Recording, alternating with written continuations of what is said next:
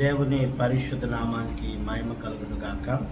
మన ప్రభువును రక్షకుడు అయిన యేసుక్రీస్తు వారి నామంలో చేరి కూడి వచ్చిన మీకు అందరికీ హృదయపూర్వకమైన వందనాలు, దేవునికి స్తోత్రాలు.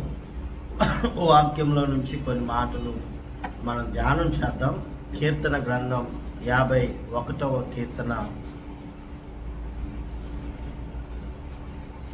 51వ కీర్తన 3వ వచనం నుంచి 6వ వచనం వరకు. నా అతిక్రమములు నాకు తెలిసే ఉన్నవి, నా పాపం ఎల్లప్పుడు నా ఎదుటనే ఉన్నది. నీకు కేవలము నీకే విరోధముగా నేను పాపము చేసి ఉన్నాను. నీ దృష్టి ఎదుట నేను చెడుతనము చేసి ఉన్నాను. కావున ఆజ్ఞ ఇచ్చినప్పుడు నీవు నీతిమంతుడవుగా అగబడదువు. తీర్పు తీర్చినప్పుడు నిర్మలుడుగా అగపడదువు. నేను పాపములో పుట్టినవాడను,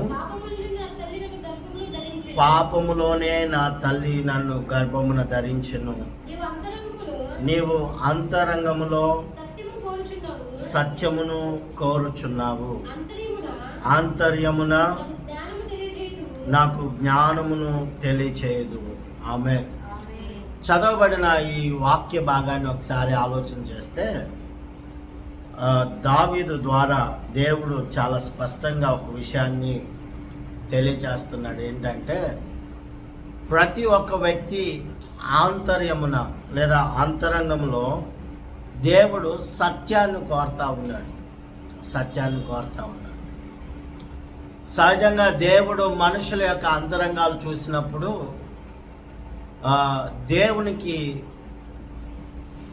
మనుషుల అంతరంగంలో సత్యం దొరకట్లా. మనుషుల అంతరంగంలో ఏం దొరుకుతుందయ్యా అంటే పాపం దొరుకుతా ఉంది. మనుషులు పైకి చూడటానికి చాలా మంచిగా కనపడినా అంతరంగంలోకి వచ్చేసరికి దేవునికి విరోధమైన ప్రతి క్రియ కనపడతా ఉంది. దేవుడు దావీదును చూడగా దావీదులో కూడా ఈ అనుభవం కనపడింది. ఈ అనుభవం ఉందని దావీదు గుర్తెరిగి దావీదు అంటాడు కదా, నా అతిక్రమములు నాకు తెలిసే ఉన్నవి, నా పాపమెల్లప్పుడు నా ఎదుటనున్నది. నీకు కేవలము నీకే విరోధముగా నేను పాపము చేసి ఉన్నాను. నీ దృష్టి ఎదుట నేను చెడుతనము చేసి ఉన్నాను. కాబట్టి ఆజ్ఞ ఇచ్చినప్పుడు, నువ్వు ఒక విషయం సెలవిచ్చినప్పుడు నీవు నీతిమంతుడుగా నిర్మలుడుగా కనపడతావు. నేనైతే పాపంలో పుట్టాను కాబట్టి, పాపంలోనే నా తల్లి గర్భమున నేను ఉన్నాను కాబట్టి నాలో పాపమే కనపడతా ఉంది అని అంటున్నాను. ప్రియమైన దేవుని బిడ్డలారా, ఖచ్చితంగా మన యొక్క జీవితాలను దేవుడు ఒక ప్రత్యేకమైన ఉద్దేశంతోనే సృజించాడు.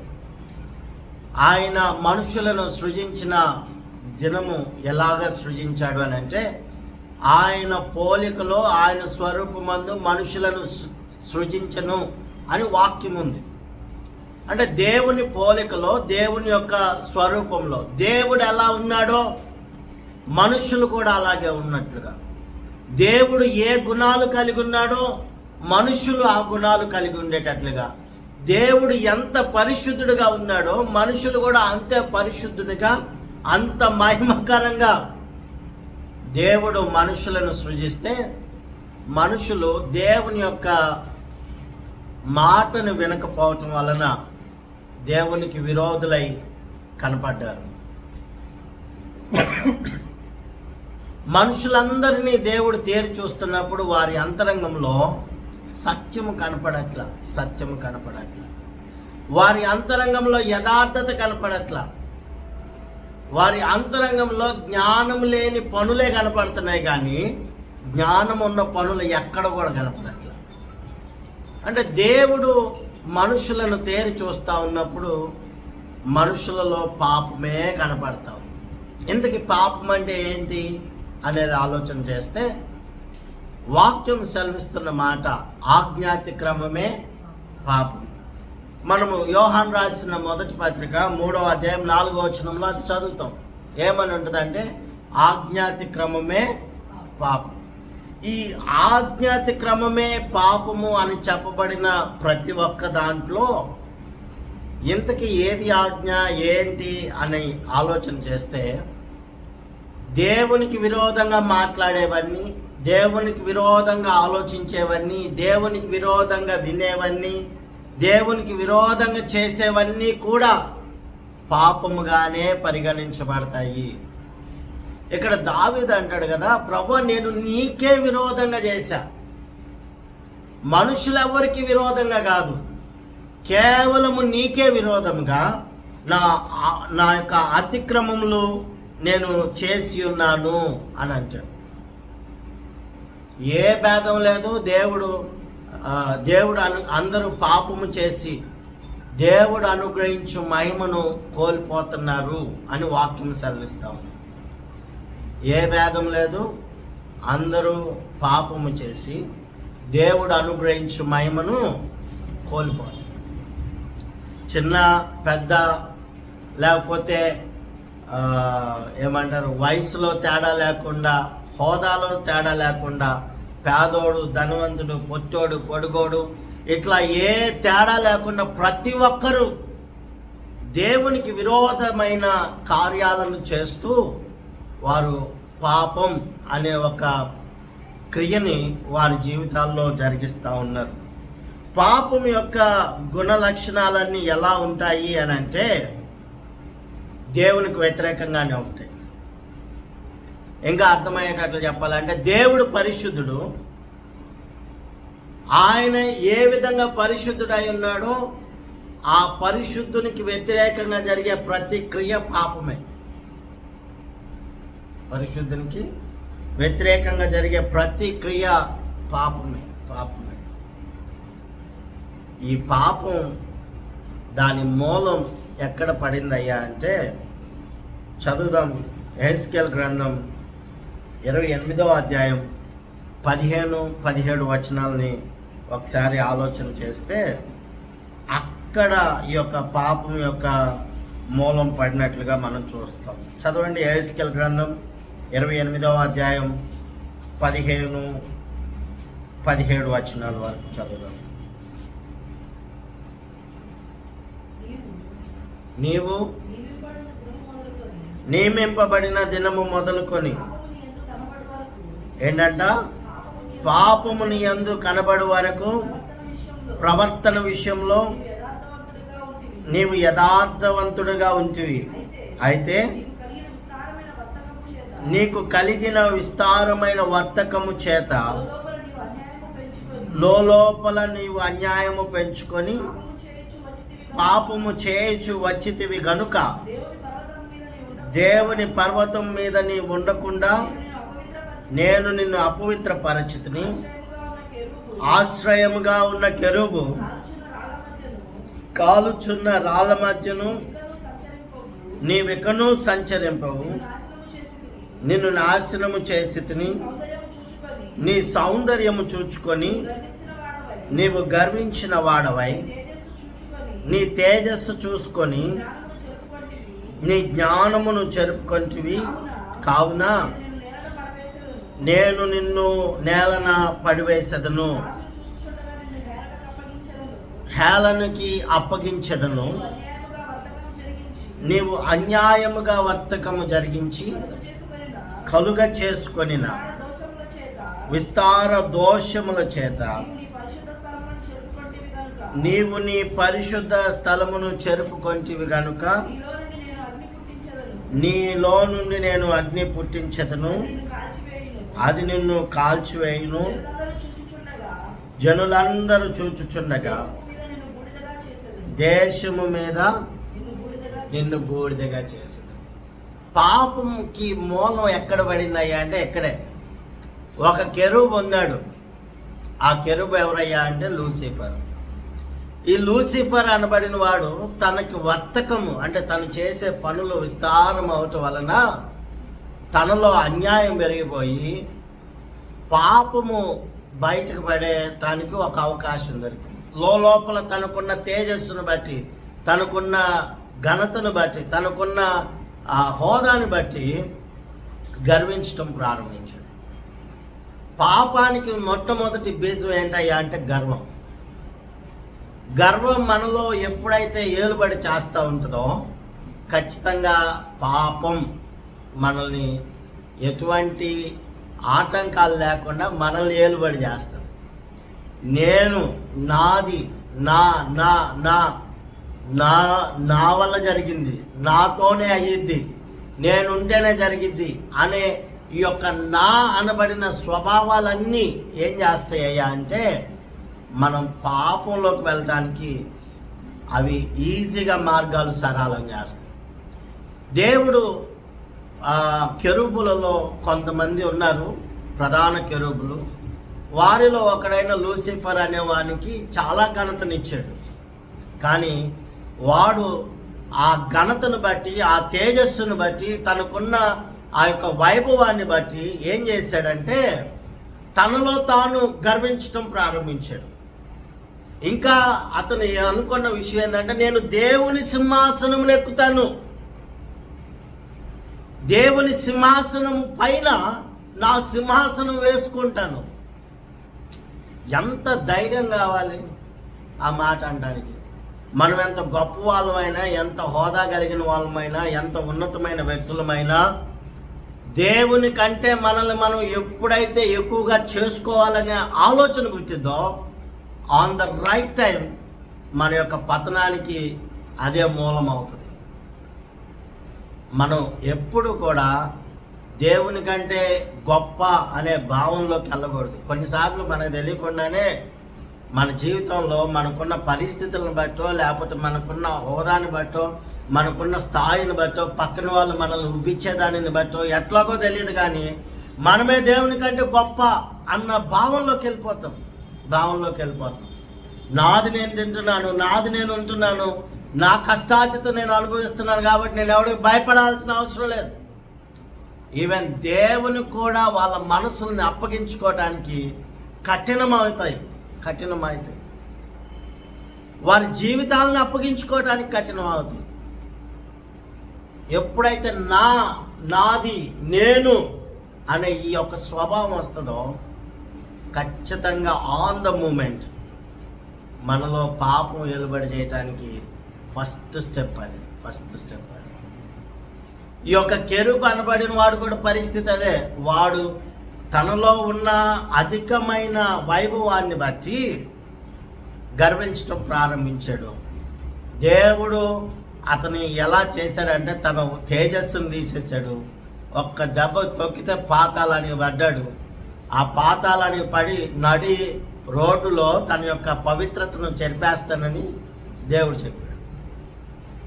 అంటే పాపం వలన మన జీవితాలు కూడా అట్లాగే ఉంటాయి.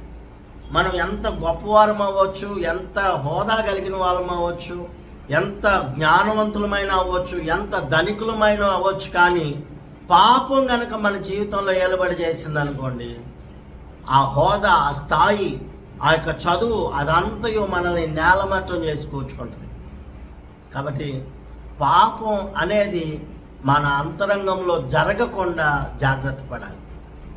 చాలాసార్లు బయట జరుగుతాయి, కొన్నిసార్లు బయట జరగకుండా జాగ్రత్తలు పెడతాం. కానీ అంతరంగంలో మాత్రం పాపం ఏలుబడి చేస్తూనే ఉంటుంది ఎక్కడో చోట.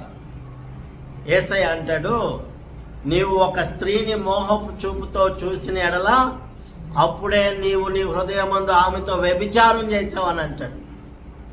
స్త్రీ గురించి దేవుడు ప్రస్తావించాడు. ఇక్కడ పురుషుడు స్త్రీని అనుకునే చోట స్త్రీ పురుషుని అనుకున్నా, లేకపోతే వేరొక విగ్రహం అనుకున్నా, అవన్నీ ఖచ్చితంగా దేవుని కంటే అధికంగా దేనిని మోహించిన ఆ స్థానంలో బంగారం ఉండొచ్చు, వస్త్రాలు ఉండొచ్చు, ధనం ఉండొచ్చు, ఆస్తి ఉండొచ్చు, ఇంకొకటి ఏదైనా ఉండొచ్చు. దేవుని కంటే ఎక్కువగా మన జీవితాలలో మనం ఏదైనా పెట్టుకుంటే ఖచ్చితంగా అది మనకి పాపంగా మారుతుంది. కాబట్టి మన జీవితాలు పైకి దీనంగా ఉండొచ్చు, పైకి నెమ్మదిగా ఉండొచ్చు, పైకి ఏం తెలియని వాళ్ళంగా ఉండొచ్చు. బట్ దేవుడు ఎలాంటి వాడంటే మన అంతరంగాన్ని చూస్తున్నాడు. మన అంతరంగాన్ని చూసినప్పుడు ఆయనకి మనలో సత్యం కనపడాలి, యథార్థత కనపడాలి, మనలో ప్రేమ కనపడాలి, మనలో జాలి కనపడాలి. మన అంతరంగంలో దేవుడు అది కనుగోకుండా బయట మనుషులు ఎంతమంది కనుగొన్నా ప్రయోజనం ఉండదు. అర్థమైంది మాట?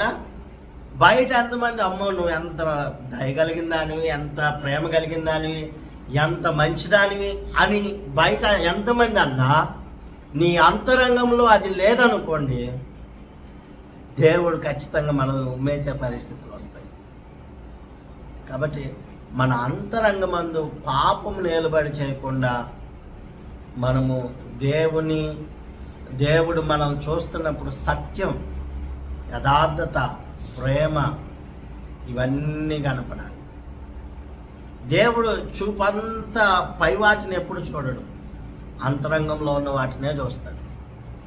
దేవుడు సమూయేలుతో చెప్పాడు, సమూయేలు నువ్వు పలానా యెష్షయి ఇంటికి వెళ్ళు, ఆ యెష్షయి ఇంటిలో నేను ఇశ్రాయేలీయుల కొరకు రాజును సిద్ధం చేసుకుంటున్నా, నువ్వు వెళ్ళి అభిషేకించు అని అంటే సమూయేలు గారు వెళ్ళాడు. దైవజనుడు అక్కడికి వెళ్ళి, అయ్యా దేవుడు నాతో ఒక మాట చెప్పాడు, నీ కుమారుణ్ణి నేను రాజుగా, ఇశ్రాయేలీయులకు రాజుగా నియమించాలని ఆశపడుతున్నానని చెప్పాడు, అందుకు నన్ను వెళ్ళి అభిషేకించమన్నాడు అని అన్నాడు. అనగానే నాకు 6-7 కుమారులు ఉన్నారయ్యా,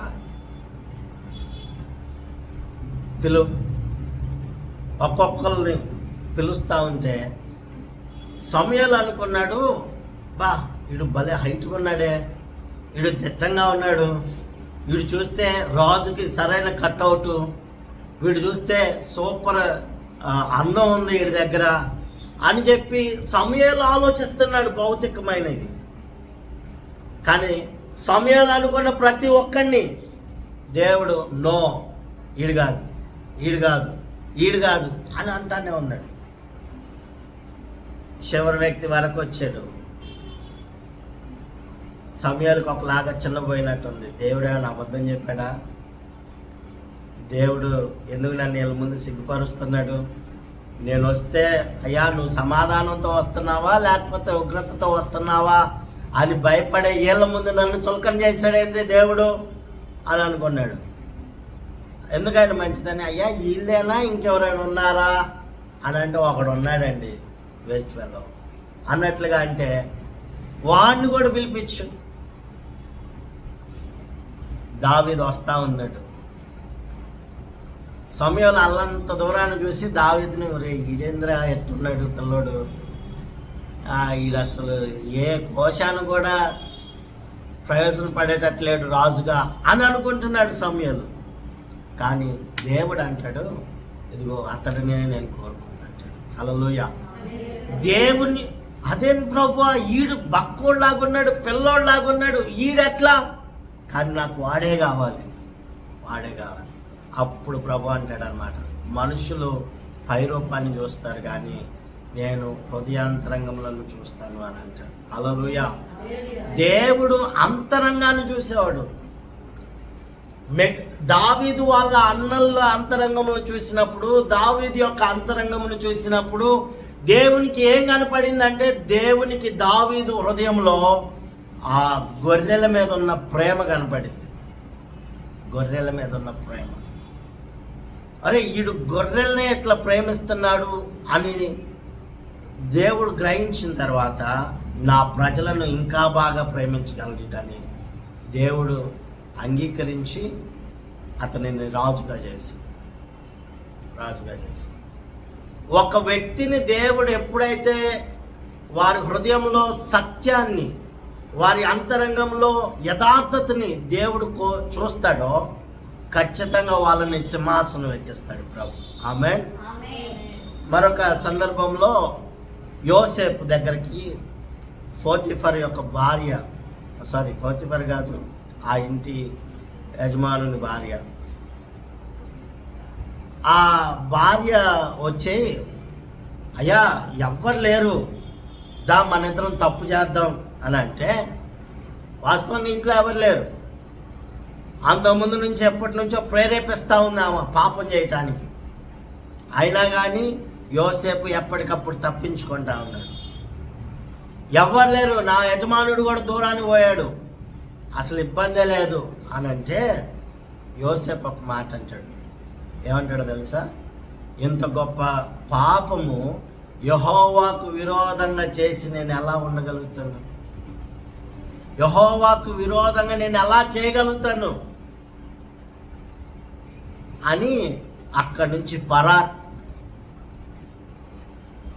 ఇక ఆమె తత్తరబిత్తరైపోయింది. అమ్మో, ఈడు నేను ఇప్పటి వరకు జాగ్రత్తగా ఉన్నదాన్ని నన్ను బజార్ని వేసేటట్టున్నాడని ఏమో డ్రామా ప్లే చేసింది.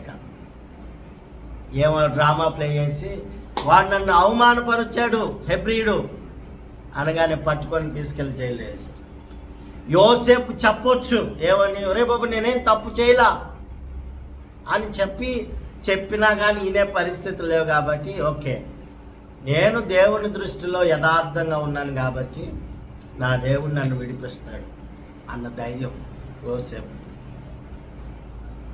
మనం చాలాసార్లు అనుకుంటాము, ఎవరు చూడట్లేదులే, ఎవరు పెద్దగా పట్టించుకోవట్లేదులే అనుకుంటా ఉంటాం. బట్ రియాలిటీ ఏంటంటే, మనం చేసే ప్రతి ఒక్క పనిని దేవుడు చూస్తున్నాడు. ఆయనకి చూచుచున్న దేవుడు అని పేరు. మనము చేసే ప్రతి ఒక్క పని దేవుడు చూస్తున్నప్పుడు ఆ పనికి తగినట్లుగానే మనకి ప్రతిఫలం ఇస్తాడు ఆయన. మన అంతరంగంలో సత్యముతో, యథార్థతతో, ప్రేమతో మనం దేవుడు చూస్తున్నాడన్న భయముతో మనం గనక నిలబడితే ఖచ్చితంగా దేవుడు మన అంతర్యాన్ని చూస్తాడు. కాబట్టి మనుషులు పక్కన పడేయచ్చు మనల్ని, కానీ దేవుడు పక్కన పడేయడు. ఆమేన్. అంత గొప్ప దేవుడు ఆయన. మనుషులు మనల్ని నెట్టేయచ్చు, కానీ దేవుడు నెట్టడు.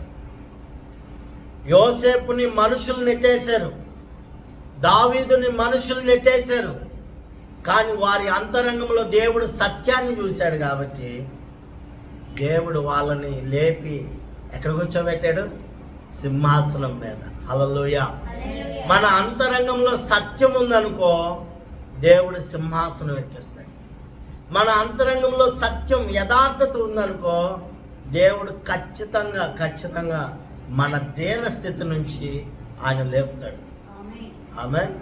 అది ఏదో ఈరోజు కొద్దిగా అటు ఇటుగా అనిపించవచ్చు, ఈరోజు కష్టం ఉండొచ్చు, ఈరోజు ఇబ్బంది ఉండొచ్చు, ఈరోజు ఇరుకు ఉండొచ్చు, కానీ మనం దేవుని యందు భయభక్తులు కలిగి గనక మన జీవితాన్ని కాపాడుకొని వాక్యం కొరకు నిలబడగలిగితే ధైర్యంగా చెప్పగలను, దేవుడు మనల్ని ఖచ్చితంగా ఉన్నతమైన అనుభవంలోకి తీసుకువెళ్తాడు. ఆమేన్. అది మేబీ ఒక రెండు సంవత్సరాలు, 2-3 సంవత్సరాలు లేట్ అవ్వచ్చు, కానీ మనం వాక్య ప్రకారంగా జీవిస్తే కనుక ఖచ్చితంగా దేవుడు మనల్ని అభివృద్ధి పరుస్తాడు. అందుకే ఒక చక్కటి మాట యేసయ్య తన ప్రసంగంలో చెప్తాడు, కొండ మీద ప్రసంగం, నీతి కొరకు ఆకలి దప్పులు గలవారు ధన్యులు. నీతి కొరకు ఆకలి దప్పులు అంటే అంతరంగంలో సత్యం కనపడటం అనేది అంత ఆశామాష విషయం కాదు. అంతరంగంలో సత్యం కనపడాలంటే ఖచ్చితంగా కొన్ని వదులుకోవాలి, కొన్ని పక్కన పడేయాలి, కొన్నిటిని దూరం చేయాలి, కొన్నిటి కొరకు నీతిగా బతకాలి, కొన్నిటి కొరకు ఆకలి పస్తుండాల్సిందే. పస్తుంటాం కూడా, కానీ కృప కలిగిన దేవుడు మన నీతిని చూసి మనల్ని సింహాసనం ఎక్కించే రోజు ఉంది. ఆమేన్. హల్లెలూయా. దాని కొరకు మనం సిద్ధపడాలి, దాని కొరకు మనం నిరీక్షణతో ఉండాలి. అక్కడ ఆ మాట చదువుదాం. మత్తయి సువార్త 5వ అధ్యాయంలో ఆ మాట మీరు ధన్యులు అని చెప్తా యేసయ్య అక్కడ చెప్పిన మాట చూడండి. వారు తృప్తిపరచబడుదురు. నీతి కొరకు ఆకలి దప్పులు కన్న వారు ధన్యులు, వారు తృప్తిపరచబడుదురు. ఒకవేళ ఏదైనా పని విషయంలో అక్రమంగా వచ్చేది మహా అయితే ఒక 1000 రూపాయలు, దానివల్ల తృప్తి లేదేమో.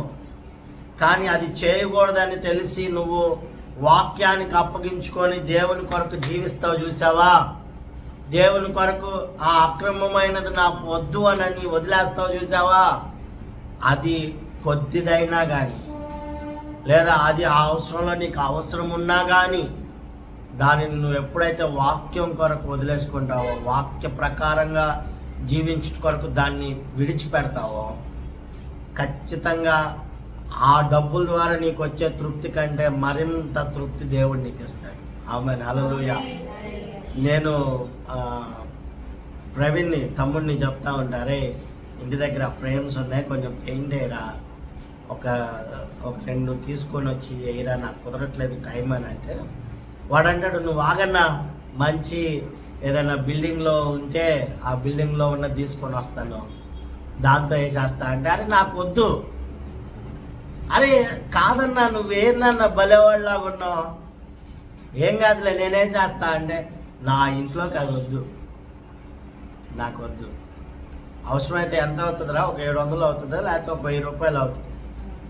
1000 రూపాయల కోసం అక్కడెక్కడో ఉన్నది నేను తెచ్చుకొని నా ఇంట్లోకి ఎందుకు ఆ దరిద్రం, నాకు వద్దురా అది అంటాను. నేను వాడికి ఏదైనా పని చెప్పానంటే ఫస్ట్ వాడికి గుర్తొచ్చేది ఏంటంటే, ఇది ఎక్కడ దొరుకుతుంది అంటే, ఊరికి ఎక్కడ దొరుకుతుంది, అరే వైర్లు కావాలరా అంటే, అన్న పలానా ఇంటి దగ్గర వైరింగ్ చేస్తున్నారు, అరే వద్దురా, నువ్వు భలేవాళ్ళలాగా ఉన్నావు స్వామి, అరే నాకు ఒక ఫ్రేమ్ కావాలరా అన్నాడు అనుకో, నువ్వు కొంచెం ఆగు, నైట్కి తెమ్మంటే తెచ్చేస్తా అని అంటాడు. అరే మనకు అవసరంలా, ఒకవేళ లేట్ అయితే ఒక నెల అవుతుందేమో, లేకపోతే ఒక 2-3 నెలలు అవుతుందేమో, కానీ ఇప్పుడు ఆ అక్రమంగా వచ్చిన దానితో మనం చేసుకున్న దాని వలన వచ్చే తృప్తి కంటే 2-3 నెలలు అయిన తర్వాత మన సొంత కష్టార్జితమో లేకపోతే మనకు అనుగ్రహించబడిన దాంతో మనం తీసుకోవటం వలన వచ్చే తృప్తి అధికమవుతుంది. ఆమేన్. అదే వాక్యం చెప్తుంది, నీతి కొరకు ఆకలి దప్పులు గలవారు ధన్యులు, వారు తృప్తిపరచబడతారు. ఒక వస్తువు విషయంలోనే అంతగా తృప్తిపరచబడే పరిస్థితులు కనబడితే, దేవుడు మన అంతరంగంలో సత్యమును కోరుకున్నప్పుడు, యథార్థతను కోరుకున్నప్పుడు, పరిశుద్ధతని ఆయన కోరుకొని చూచినప్పుడు ఇంకెంత తృప్తిపరచబడతామో ఆలోచించండి, ఇంకెంత ఆశీర్వదించబడతామో ఆలోచన చేయండి. ఇంకెంతగా మనము దేవుని ఎదుట నిలబడినప్పుడు ఆయన మన అంతరంగమును చూడగా దేవునికి వ్యతిరేకమైనవి ఏవి కనపడనప్పుడు ఇంకెంత తృప్తితో ప్రభు నడిపిస్తాడో. ఆమేన్, హల్లెలూయా. ఆ అనుభవాల్లోకి మనం ఎదగాలి, ఆ అనుభవాల్లోకి మనం రావాలి. అలా వచ్చినప్పుడే మన దరిద్రత అంతా పోతుంది, మన సమస్యలు పోతాయి, అనారోగ్యాలు పోతాయి, ఇబ్బందులు పోతాయి, అన్నీ పోతాయి. అసలు భూమి మీద మనిషి ఎదుర్కొనే ఒక పెద్ద సమస్య ఏందో తెలుసా? ఆరోగ్యమో, లేకపోతే ధనమో, లేకపోతే హోదానో, లేకపోతే వస్త్రహీనతో, ఇవేవి కాదు, ఆకలో ఇవేవి కాదు. భూమి మీద మనిషి ఎదుర్కొనే పెద్ద సమస్య పాపం. ఒక వ్యక్తి ఎప్పుడైతే పాపాన్ని కనుక దూరం చేయగలుగుతాడో ఖచ్చితంగా ప్రతి వస్త్రహీనత, దరిద్రత, ఈ అనుభవాలన్నీ కూడా ఆశీర్వాదకరంగా మార్చబడతాయి. ఆమేన్. ఎప్పుడైతే పాపం దూరం అవుతుందో మనకి దూరమైన మహిమంతా మరలా తిరిగి రాబడుతుంది. అది ఘనత కావచ్చు, లేకపోతే సమృద్ధి కావచ్చు, లేకపోతే ఆరోగ్యం కావచ్చు, లేకపోతే ఇంకోటి ఏదైనా కావచ్చు. The biggest issue is sin. పాపమే పెద్ద సమస్య మనకి. పాపం కనుక పక్కన పెట్టేసాం అనుకో, మన జీవితాలు ఆశీర్వాదకరంగా మార్చుకోవాలి. పాపంలో 2-3 రకాలు ఉన్నాయి. వ్యక్తిగత పాపం, ఇతరులతో చేసే పాపం. వ్యక్తిగత పాపం వచ్చేసరికి ఏంటయ్యా అంటే, మనము దేవుని విషయంలో చేసేవి ఉంటాయి, అండ్ దేవుని మనము దుఃఖపరిచే అనుభవాలు ఉంటాయి. దేవునికి విరోధమైన కార్యాలు చేసేవి ఉంటాయి. ఒకటి, దేవునిగా చూడకుండా విగ్రహాలని ఆరాధించడం కావచ్చు, లేదా దేవుని నామాన్ని వ్యర్థంగా ఉచ్చరించడం కావచ్చు, దేవునికి ఇష్టమైన పనులు చేయకుండా అయిష్టమైన పనులు చేస్తా దేవుని ఆత్మని దుఃఖపరచడం కావచ్చు, దేవుని నామాన్ని దూషించడం కావచ్చు. ఇవన్నీ కూడా ఏమైతాయా అంటే వ్యక్తిగతంగా మనం చేసే పాపాలు. పొరుగు వారితో మనం చేసే పాపాలు ఏంటయ్యా అంటే కోపము, అసూయ, దుష్ప్రచారం చేయటం, లేని మాటలను పుట్టించటం, వారిని నిందించటం, తగులాడటం, ప్రతీకారం తీర్చుకోవటం, హత్య చేయటం కావచ్చు, బలాత్కారం చేయటం కావచ్చు, లేదా ముఖస్తుతి చేయటం కూడా పాపమే. ముఖస్తుతి, వాడు తప్పు చేస్తున్నాడని తెలిసిన అసలు నీ అంతటోడు ఎవడు లేడని చెప్పటం కూడా పాపమే. ఇంకా వేషధారణ కలిగి ఉండటం, లోభత్వం, దురాశ, మోహపు చూపులు, ఇవన్నీ కూడా పాపముగానే పరిగణించబడతాయి. ఇవన్నీ ఎప్పుడైతే మన జీవితాలలో ఉండవో, ఏది వ్యక్తిగతంగా దేవునికి విరోధమైన కార్యాలు ఎప్పుడు ఉండవో, అండ్ మన పక్క వాళ్ళతో ఎప్పుడైతే గొడవలు, తగాదలు, తర్వాత అసూయ పడటం, వాళ్ళ మీద నిందించటం, వాళ్ళ మీద అబద్ధాలు మాట్లాడటం, వాళ్ళని హీనంగా చూడటం, ఇవన్నీ ఎప్పుడైతే మన జీవితాల్లో ఉండవో ఖచ్చితంగా సత్యం మనల్ని నిలబడి చేస్తుంది. ఖచ్చితంగా మన జీవితాలు పరిశుద్ధంగా ఉంటాయి. అందుకే వాక్యంలో ఒక మాట ఉంటుంది, ప్రియుడా నీ ఆత్మ వర్ధిల్లుచున్న కొలది అన్ని విషయములలో నీవు వర్ధిల్లుదు గాక అంట. మన ఆత్మ దేవునిలో వర్ధిల్లుచున్న కొలది, ఇవన్నీ ఉన్నాయి అనుకోండి, మన ఆత్మ ఎన్నటికి వర్ధిల్లదు. ఇవన్నీ మనలో లేనప్పుడే మనలో పరిశుద్ధత వస్తుంది. ఇవన్నీ మనలో లేనప్పుడే మనలో ప్రేమ వస్తుంది, మనలో సమాధానం వస్తుంది, మనలో మంచితనం వస్తుంది, మనలో దయ వస్తుంది, మనలో జాలి పెరుగుతుంది. అలా పెరిగినప్పుడే మనం ఖచ్చితంగా అన్ని విషయంలో వర్ధిల్లుతాం. ఇది పైకి కనపడే కాదు, లోపల కనపడాలి. ఎక్కడ కనపడాలి? లోపల కనపడితేనే మన జీవితాలు ఆశీర్వాదకరంగా మార్చబడాలి. లోపల కనపడలేదో నువ్వు పైకి ఎన్నైనా చేయని, ఏదో ఒకరోజు అవన్నీ బయటపడిపోతాయి. కాబట్టి ప్రియులారా, దేవుడు మన అంతరంగంలో సత్యం కోరుకునే దేవుడు. ఆయన మన అంతరంగంలో సత్యం కోరుకుంటే దేవుడు దావీదులాగా మనల్ని దీవిస్తాడు. దేవుడు మన అంతరంగంలో సత్యం కోరుకుంటే ఖచ్చితంగా దేవుడు మనల్ని యోసేపు లాగా దీవిస్తాడు. దేవుడు మన అంతరంగంలో సత్యం కోరుకుంటే ఖచ్చితంగా దేవుడు యోబును దీవించినట్లుగా దీవిస్తాడు. ఆమె ఇది కొద్ది కాలం ఉంటుందేమో, ఏది సమస్య కావచ్చు, ఇబ్బంది కావచ్చు, బట్ ఎప్పుడైతే మన అంతరంగం సత్యంగా ఉంటుందో, యోబు అద్భుతమైన మాట అంటాడు, నేను చనిపోయినను, నా కళ్ళు, నా శరీరము క్షీణించినను, నా విమోచకుడు సజీవుడు, నేను ఆయనను కన్నులారా చూస్తాను అని అంటాడు. ఏంటయ్యా నీ ధైర్యం అంటే, ఆయన అంతరంగంలో సత్యం ఉంది. ఆయన అంటాడు, నేను ఎవరికి కూడా అపకారం చేయలేదే, నా ఇంటికి వచ్చిన వాడికి ఎవరికి కూడా ఇది లేదు అని నేను చెప్పి వాడిని పంపించలే. చిన్నోళ్ళకి కావచ్చు, పెద్దోళ్ళకి కావచ్చు, నడి వయసుకులు కావచ్చు, ఏ వయసు వారికైనా నేను ఎక్కడ హాని చేయలే.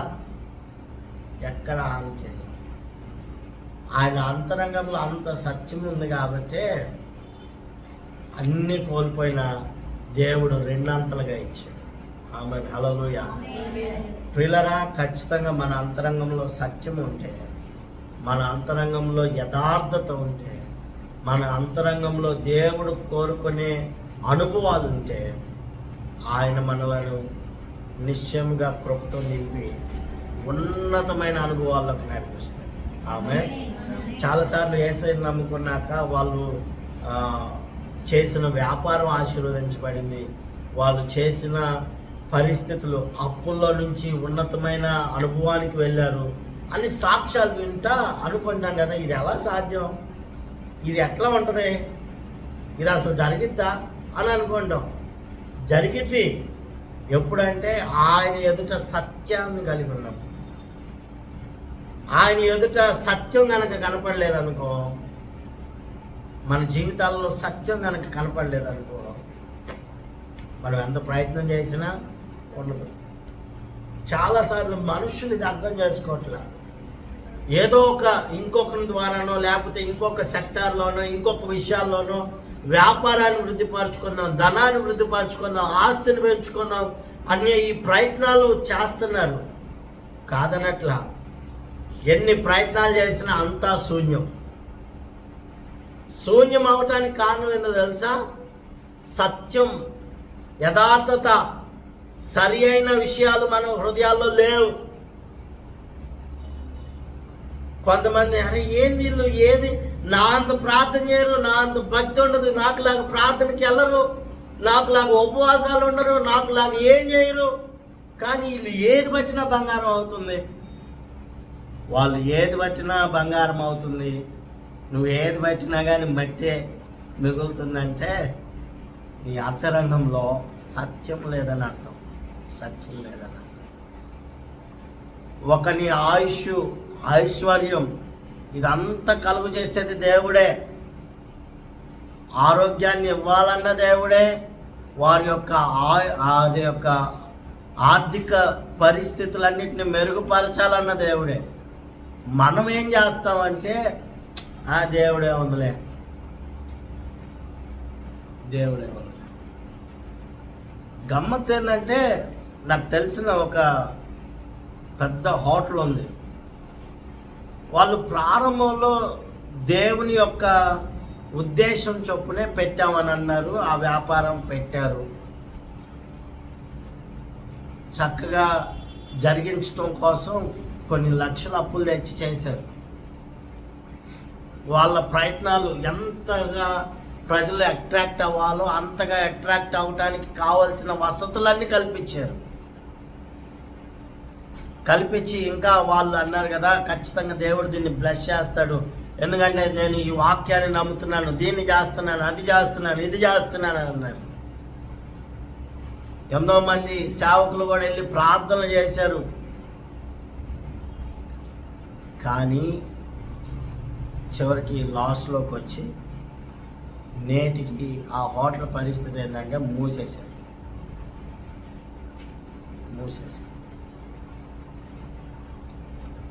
ఎందుకు మూసేశారు అని నేను అటువైపు వెళ్ళినప్పుడల్లా ఆలోచన పెరుగుతూనే ఉంటుంది నాకు. ఎందుకంటే నేను కూడా ఒక వ్యక్తిని వెళ్ళి అక్కడ ప్రార్థన చేసి వచ్చిన వ్యక్తి. ఏం ప్రభువా, వీళ్ళు నీ యందు విశ్వాసం కలిగి ఉన్నారు కదా, నీ మాటను పట్టుకున్నారు కదా, అటు వెళ్ళినప్పుడల్లా బాధ వేసింది నాకు, ఎక్కడ లేనంత బాధ. క్రైస్తవులు ఇక్కడ ఉన్నారు అని అనుకుంటే ఏం ప్రభువా. కొంతమంది చెప్పిన విషయం ఏంటంటే, వారు దేవుడు ఏ నిబంధనలో ఉండమని సెలవిచ్చారో ఆ నిబంధనలో వాళ్ళు లేరు. వీళ్ళకే వీళ్ళంతా చెప్తారు, మనం చేయాల్సింది మనం చేయటమే అని చెప్పి వాళ్ళు చేసుకున్నారు. చివరికి వాళ్ళ ఆదాయం అంతా మట్టిలో పోసినట్టు అయిపోయింది. చాలా బాధ వేసింది. నేను బాగా నమ్మేది ఒకటే, దేవుడు గనక ఒక వ్యక్తిని హెచ్చించాలని ఇష్టపడ్డా ఎంతమంది ఎన్నైనా చేయనియండి, ఖచ్చితంగా దేవుడు తనని హెచ్చిస్తానే ఉంటాడు. దేవుడు ఆ వ్యక్తిని హెచ్చించాలి అని అంటే ఖచ్చితంగా అంతరంగంలో యథార్థత చూడాలి, అక్రమం చూడకూడదు. అక్రమం చూశారంటే పడిపోతారు, అన్యాయం చూశారంటే పడిపోతారు, దేవునికి విరోధమైనది ఏది చూసినా పడిపోతారు. కానీ దేవుడు కోరుకునే సత్యాన్ని కనుక వాళ్ళు చూశారనుకో, దేవుడు చూశాడనుకో, ఖచ్చితంగా కృప కలిగిన దేవుడు సింహాసనం ఎక్కిస్తాడు. ఆమేన్. ఆయన ఛాలెంజింగ్ తీసుకుంటాడండి, ఛాలెంజింగ్ తీసుకుంటాడు. ఇది ఆశ్చర్యం అనిపించవచ్చు, కానీ ఆయనకున్న పేరేందో తెలుసా? ఆశ్చర్య కార్యాలను బహు ఆశ్చర్యంగా జరిగించే దేవుడు. I really enjoy that word.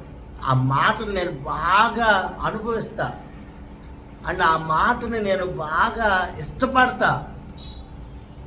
ఆ మాట పలుకుతూ ఉంటుండగానే ఎక్కడ లేనంత ఎనర్జీ వచ్చింది నాకు, ఎక్కడ లేనంత ఎనర్జీ.